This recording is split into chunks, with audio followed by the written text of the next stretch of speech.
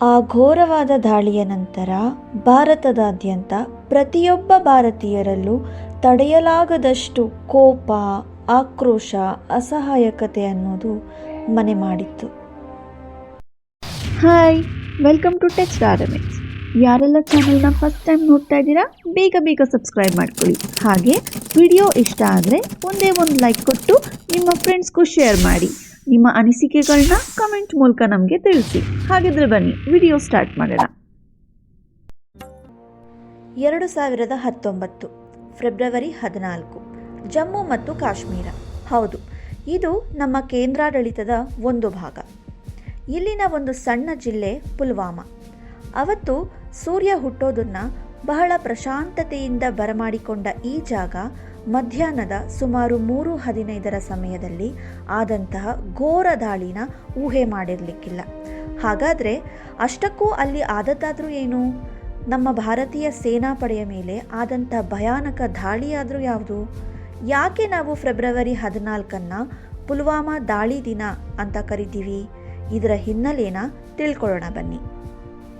ಈಗಾಗಲೇ ನಮ್ಮೆಲ್ಲರಿಗೂ ತಿಳಿದಂತೆ ಜಮ್ಮು ಮತ್ತು ಕಾಶ್ಮೀರ ನಮ್ಮ ಭಾರತ ಮತ್ತು ಪಾಕಿಸ್ತಾನದ ನಡುವೆ ಸಂಘರ್ಷಣೆ ನಡೆಯುವಂಥ ಒಂದು ಕೇಂದ್ರ. ಇದರ ಜೊತೆ ಬಹಳ ಉಗ್ರಗಾಮಿಗಳ ತಂಡ ತಲೆ ಎತ್ತಿ ಮೆರೆಯೋದು ಸುಳ್ಳಲ್ಲ.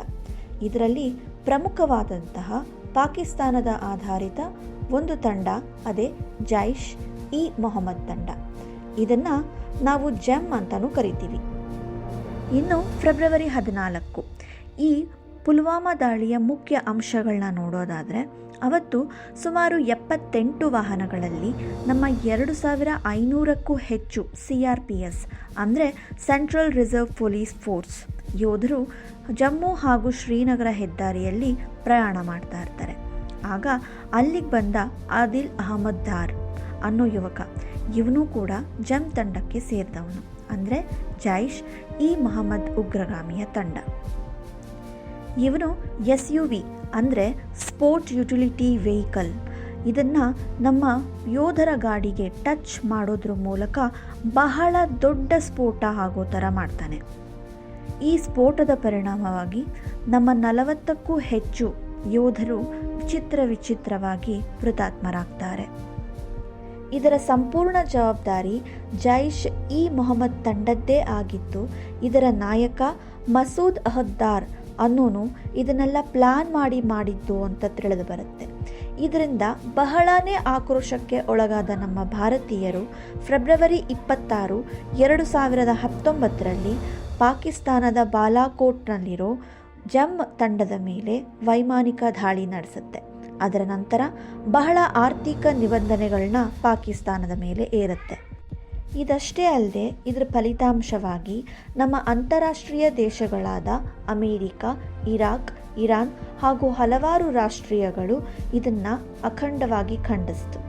ಹಾಗೆ ಮೇ 19, 2019 ಈ ಮಸೂದ್ ಅಹದ್ದಾರ್ ಈ ಜಮ್ ತಂಡದ ನಾಯಕನ್ನ ಜಾಗತಿಕ ಉಗ್ರಗಾಮಿ ಎಂದು ಅಂದರೆ ಗ್ಲೋಬಲ್ ಕ್ರಿಮಿನಲ್ ಅಂತ ಘೋಷಿಸುತ್ತೆ. ಈ ಪರಿಣಾಮದ ಬದಲಾವಣೆಯಾಗಿ ನಮ್ಮ ಭಾರತ ಜಮ್ಮು ಮತ್ತು ಕಾಶ್ಮೀರದಲ್ಲಿ ಭದ್ರತಾ ಪಡೆಯನ್ನು ಜಾಸ್ತಿ ಮಾಡಿತು.